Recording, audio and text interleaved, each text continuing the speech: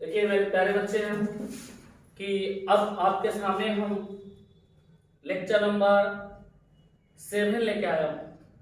जिस lecture number 7 में क्या है कि इंटरनल एनर्जी के बारे में बात करना है। इंटरनल एनर्जी का मतलब होता है आंतरिक ऊर्जा। आंतरिक ऊर्जा का मतलब होता है अंदर की ऊर्जा। तो अंदर की ऊर्जा के बारे में हम क्या करने जा रहे हैं, बात करने जा रहे हैं। आइए देखिए आप लोग, सबसे पहला मेरे पास एक टॉपिक क्या है, इंटरनल एनर्जी। इस इंटरनल एनर्जी का नाम क्या होता है, आंतरिक ऊर्जा। आंतरिक ऊर्जा का सेंस ये हुआ ये अंदर की ऊर्जा। तो सबसे पहले हम इंटरनल एनर्जी के डिफिनीशन के बारे में समझते हैं कि इंटरनल एनर्जी का डिफिनीशन क्या होता है। देखिए सबसे पहला क्या होता है कि इंटरनल एनर्जी होता क्या चीज है, मैं आपको बता चुका हूं कि इंटरनल एनर्जी का मतलब होता है अंदर की ऊर्जा।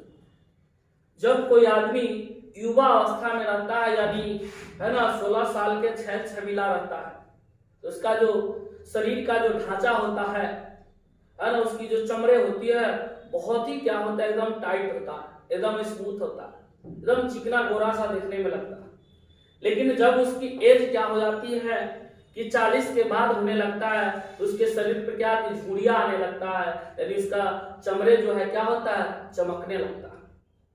अगर 16 साल की जो लड़की है उसको देखने में बहुत ही खूबसूरत सा महसूस होता है, लेकिन वही 40 साल 45 साल की जो महिला है उसको देखने में उतना अच्छा नहीं लगता, क्योंकि उसके शरीर का अंदर की जो ऊर्जा है वह ऊर्जा क्या हो गया, घट गया है, रिड्यूस हो गया। लेकिन 16 साल क्या रहता है कि उस समय 16 साल 18 साल में क्या रहता है, पूरे एनर्जी उसके अंदर रहता है, इसलिए अपनी ढांचा को क्या रखता है, एकदम अच्छी तरीका से रखता है, कहीं भी क्या होता है खराब नहीं होने देता है। लेकिन 40 के बाद होने लगता है तो उसका शरीर क्या होता है, ढांचा खराब हो जाता है, तो उसके अंदर के जो एनर्जी है, एनर्जी में क्या आ जाती है, चेंज आ जाती है। तो आंतरिक ऊर्जा का मतलब हो गया अंदर की ऊर्जा।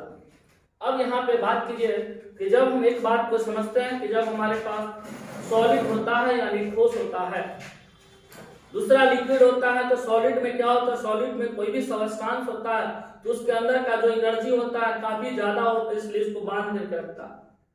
और लिक्विड होता है उसके बीच क्या होता है, एनर्जी का कम होता है, इसलिए क्या होता है, उसको बांध करके नहीं रखता है। तो यही मेरा इंटरनल एनर्जी। अब इस बात को समझिए क्या होता है, कहता है the amount of energy of substance which maintain माने कायम रखता है, इट्स शेप और स्टेट इज कॉल्ड, है ना, इज कॉल्ड क्या हो जाएगा, इंटरनल एनर्जी। इज कॉल्ड क्या हो जाएगा, इंटरनल एनर्जी। इज कॉल्ड क्या हो जाएगा, इंटरनल एनर्जी। इसका अर्थ ये हुआ कि the amount of energy of substance, किसी पदार्थ की ऊर्जा की वह मात्रा, किसी पदार्थ की ऊर्जा की वह मात्रा जो मेंटेन करता है, जो कायम करता है ना, क्या चीज को कायम करता है, अपनी शेप यानी आकृति को कायम करता है, और स्टेट माने अवस्था को कायम करता है, उसी को हम क्या कहते हैं, इंटरनल एनर्जी कहते हैं।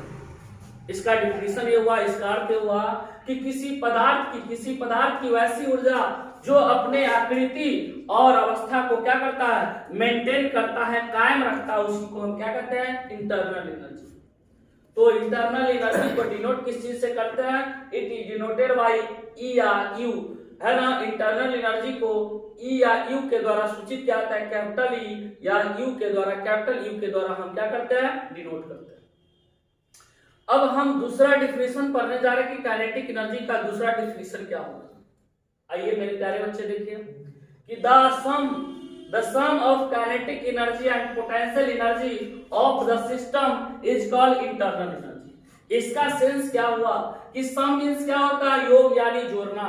तो काइनेटिक एनर्जी और पोटेंशियल एनर्जी दोनों को हम क्या करते हैं, दोनों को जोड़ देते हैं तो क्या निकल जाता है, इंटरनल एनर्जी निकल जाता है। किसी सिस्टम का, किसी निकाय का क्या होता है, किसी निकाय का क्या होता है, काइनेटिक एनर्जी और पोटेंशियल एनर्जी दोनों को हम जोड़ देंगे तो क्या निकल जाएगा, इंटरनल एनर्जी हो जाएगा। तो इसका डिफिनीशन ये हो गया कि किसी भी सिस्टम के काइनेटिक एनर्जी और पोटेंशियल एनर्जी को जोड़ेंगे तो क्या निकल जाएगा, इंटरनल एनर्जी निकल। अब इंटरनल एनर्जी बराबर हमारा डिफिनीशन क्या होता है, kinetic energy plus potential energy. Kinetic energy का मतलब हो गया कि kinetic energy plus potential energy यानी इंटरनल एनर्जी का अर्थ हो गया, तो इंटरनल एनर्जी को ई आई यू के द्वारा डिनोट करते हैं, तो E equal to kinetic energy के हो गया और पोटेंशियल एनर्जी का वैल्यू क्या हो गया, पी हो गया यानी पोटेंशियल एनर्जी। तो काइनेटिक एनर्जी क्या होता है कि जब कोई व्यक्ति गति करता है ना, या कोई भी कण जब पार्टिकल एक जगह से दूसरे जगह, जैसे हम अभी गति कर रहे हैं एक जगह से दूसरे जगह जा रहे हैं, तो हमारे अंदर कौन सा है, काइनेटिक एनर्जी भरा हुआ है। अब अगर हम ये रेस्ट हो गए, एकदम स्थिर हो गए, तो हमारे अंदर कौन सा एनर्जी आ गया है ना, पोटेंशियल एनर्जी आ गया। तो इसका मतलब यह है कि काइनेटिक एनर्जी का सेंस क्या होता है कि मोशन ऑफ पार्टिकल्स, कोई भी कण क्या करता है, गति करता है, तो उसके अंदर कौन सा एनर्जी आ जाता है, काइनेटिक एनर्जी आ जाता है। दूसरा होता है पी यानी पोटेंशियल एनर्जी। पोटेंशियल एनर्जी का अर्थ क्या होता है कि रेस्ट ऑफ पार्टिकल्स, कोई भी कण रुकी हुई अवस्था में रहती है तो उसको क्या कहते हैं, पोटेंशियल एनर्जी के नाम से जानते हैं। कोई भी पार्टिकल जो होता है मोशन करता रहता है, गति करता रहता है, तो उसके अंदर कौन सा हो गया एनर्जी, काइनेटिक एनर्जी। जब कोई भी पार्टिकल जब रेस्ट अवस्था में आ जाता है उसको क्या कहते हैं, पोटेंशियल एनर्जी। जब एक क्रिकेटर किसी बॉल को क्या कर देता है, उसको टिक मार देता है, तो बॉल उछाल हो जाता है, तो बॉल में कौन सा एनर्जी आ जाता है, काइनेटिक एनर्जी आता है। लेकिन वही बॉल जब कैच पकड़ लेता है, किसी के हाथों में चला आता है, तो कौन सा एनर्जी उस बॉल के अंदर आ रहा था, पोटेंशियल एनर्जी आ रहा है। इसका अर्थ हुआ कि अगर कोई भी चीज मोशन करेगा तो उसके अंदर काइनेटिक एनर्जी आ गया, कोई चीज रेस्ट में रहेगा तो उसके अंदर कौन सा हो गया, पोटेंशियल एनर्जी हो गया। अब यहाँ पे बात करते हैं कि आप देख रहे हैं ये बस है, बस में क्या हो गया, सीट हो गया। बस में क्या हो गया, सीट हो गया, बैठने वाला क्या हो गया, सीट हो गया। कोई चीज पे क्या करता है, सीट बैठता है, कोई बैठा हुआ है, ये बस है, सीट है। अगर कोई व्यक्ति उस बस में बैठा हुआ है उसके सीट पे, तो क्या होता है, उसके माथा जो होता है, उसके जो हेड होता है, उसमें कौन सा एनर्जी रहता है, काइनेटिक एनर्जी रहता है। लेकिन उसके नीचे वाला जो पोर्शन रहता है, यानी कमर से नीचे वाला जो पोर्शन रहता है, कौन सा चीज रहता है, उसमें पोटेंशियल एनर्जी रहता है। तो इसलिए यात्री जब बस में सवार होकर के कहीं पे या जाते रहते हैं, तो क्या होता है कि एक ब्रेक लगाने से यात्री क्या होता है, आगे की ओर क्या हो जाता है, झुक जाता है। आगे की ओर क्या होता है, झुक जाता है। इसका अर्थ यह है कि नीचे वाला हिस्सा पोटेंशियल एनर्जी रहता है और ऊपर वाला हिस्सा क्या रहता है, काइनेटिक एनर्जी रहता है। क्योंकि ऊपर वाला हिस्सा मोशन में रहता है और नीचे वाला हिस्सा क्या रहता है, रेस्ट में रहता है। इसलिए ऊपर वाला काइनेटिक एनर्जी और नीचे वाला पोटेंशियल एनर्जी। तो मेरे भाई, मेरे प्यारे बच्चे, समझना क्या है कि जो भी पार्टिकल मोशन में रहेगा उसके अंदर काइनेटिक एनर्जी रहेगा, और जो भी पार्टिकल रेस्ट में रहेगा उसके अंदर कौन सा एनर्जी, पोटेंशियल एनर्जी हो जाएगा।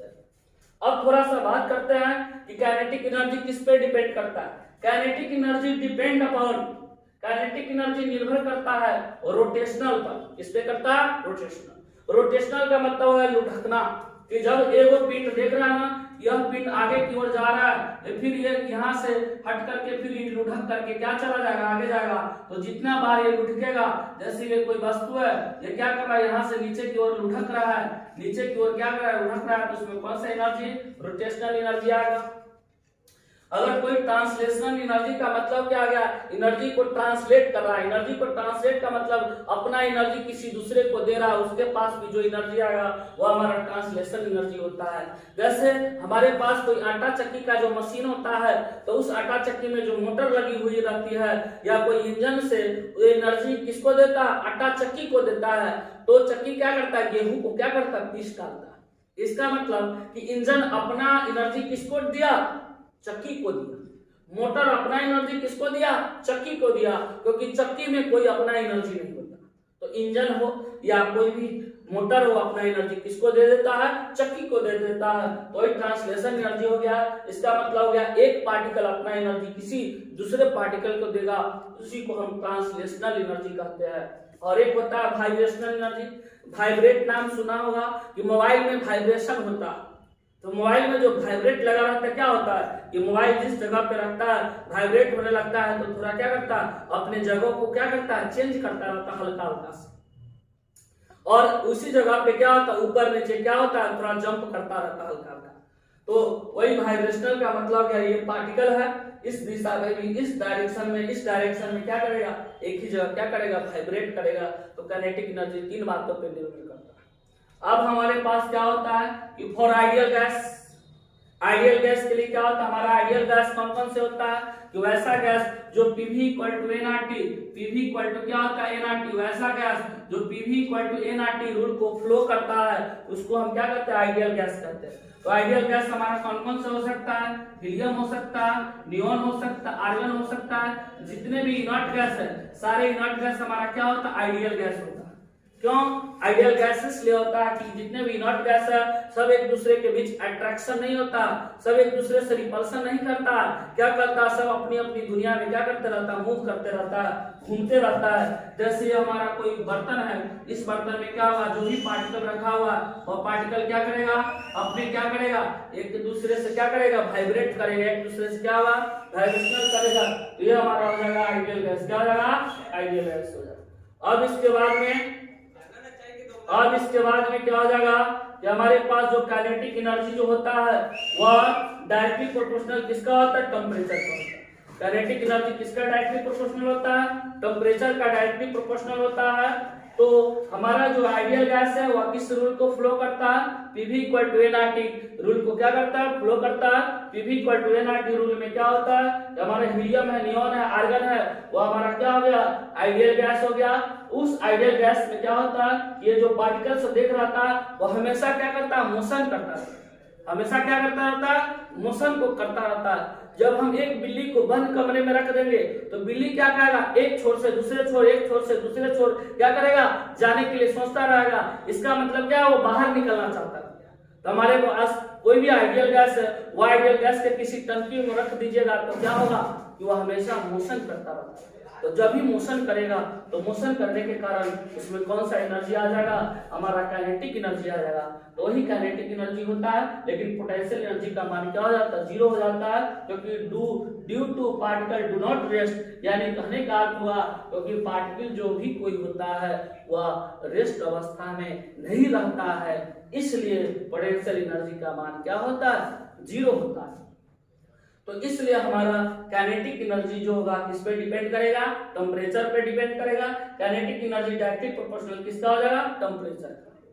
अब देखो कभी ये बात सुना होगा कि जाड़े के दिनों में गैस जम जाता है और गर्मी के दिनों में वही गैस नहीं जमता है। जो खाना बनाने वाला LPG गैस होता है उस गैस की अभी बात करते हैं हम अपने दैनिक जीवन का एग्जांपल के लिए। जब जाड़े के दिनों में गैस जम जाता है तो वही गैस में टंकी में गैस रहता है लेकिन वह सही ढंग से जलता नहीं। तो उस गैस को क्या करते हैं कि गर्म पानी कर लेते हैं और उस गैस भरी सिलेंडर को उस गर्म पानी में रखते हैं। तो गैस क्या हो जाता है कि गैस के अंदर टेम्परेचर बढ़ जाता है, जिसके कारण फिर से गैस क्या होता है, जलना स्टार्ट हो जाता है।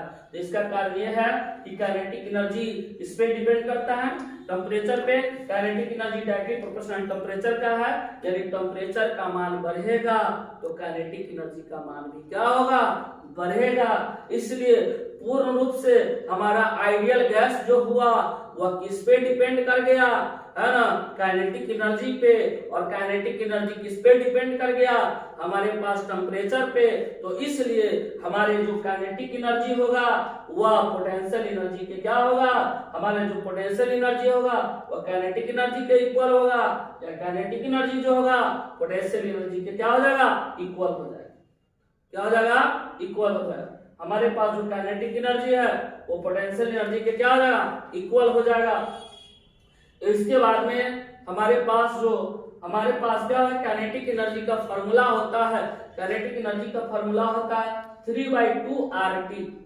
काइनेटिक एनर्जी का आइडियल गैस के लिए काइनेटिक एनर्जी का फॉर्मूला क्या होता है, 3/2 RT होता है ना। इसीलिए काइनेटिक एनर्जी और इंटरनल एनर्जी क्या है, आपस में बराबर है। तो इसलिए हमारे इंटरनल एनर्जी और काइनेटिक एनर्जी का फॉर्मूला क्या हो जाएगा, 3/2 RT हो जाएगा। वेयर R को गैस कांस्टेंट कहा जाता है। R को क्या कहता है, गैस कांस्टेंट कहा जाता है, जिसका वैल्यू 0.0821 होता है। और T को क्या कहता है, टेम्परेचर कहा जाता है, जिसको किस में लिया जाता है, केल्विन में लिया जाता है। तो यही मेरा क्या है, इंटरनल एनर्जी है। और कुछ बातें हम आपको क्या करने जा रहे हैं, बताने जा रहे हैं। आप लोग थोड़ा क्या कीजिए, इसको स्क्रीनशॉट ले लीजिए, कुछ टाइम के लिए हम आपको छोड़ रहे हैं।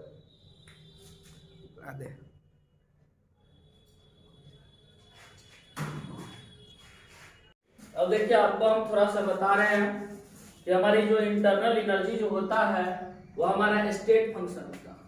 आपको हम एक टॉपिक पढ़ाए थे स्टेट फंक्शन और पाथ फंक्शन पढ़ाए थे। स्टेट फंक्शन टीचर को कहा जाता है, लेकिन हमारे जो पाथ फंक्शन होता है वह किसको कहा जाता है, वह हमारे मॉम और डैड को कहा जाती है। हम कहानी आपको स्टेट फंक्शन और पाथ फंक्शन होते हैं। यानी कि कोई टीचर होता है वह बच्चे को क्या देखता है, केवल स्कूल में देखता है, और स्कूल में नहीं होता है तो उसको कहाँ पे, घर पे कॉल लगाता है। यानी तो ये क्या हो रहा है, घर हो गया इनिशियल स्टेट और हमारे स्कूल क्या हो गया, फाइनल स्टेट हो गया।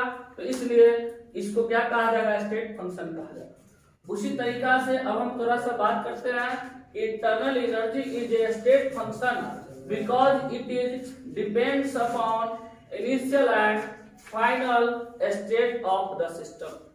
इसका अर्थ ये हुआ कि इंटरनल एनर्जी क्या होता है, एक अवस्था फलन होता है, क्योंकि यह है ना, यह शुरू और अंतिम अवस्था पे क्या करता है, निर्भर करता है। इंटरनल एनर्जी एक स्टेट फंक्शन है जो किसी सिस्टम के इनिशियल और फाइनल स्टेट पे क्या करता है, निर्भर करता है। जैसे ये हमारा इनिशियल स्टेट हो गया तो यहाँ पर इंटरनल एनर्जी का मान क्या हो गया, U1 हो गया। जब हमारे पास फाइनल स्टेट हो गया तो वहां पे इंटरनल एनर्जी क्या हो गया, U2 हो गया। तो इसलिए चेंज इन इंटरनल एनर्जी का मान क्या होगा, U2 माइनस U1 होगा। यानी डेल्टा U इक्वल टू क्या होगा, U2 माइनस U1। अब यहाँ पे हम बात करते हैं साइन कन्वेंशन का, बात करते हैं कि इंटरनल एनर्जी का साइन कन्वेंशन क्या है ना, जिसको चिन्ह प्रॉपर्टी कहा जाता है। Sign convention of internal energy, इसका अर्थ हो गया इंटरनल एनर्जी का साइन कन्वेंशन क्या है, चिन्ह परिपाटी क्या है। तो क्यों, क्योंकि energy release from the system, release का मतलब होता है निकल जाना, रिलीज का मतलब क्या होता है, निकल जाना। Energy release from the system is taken negative.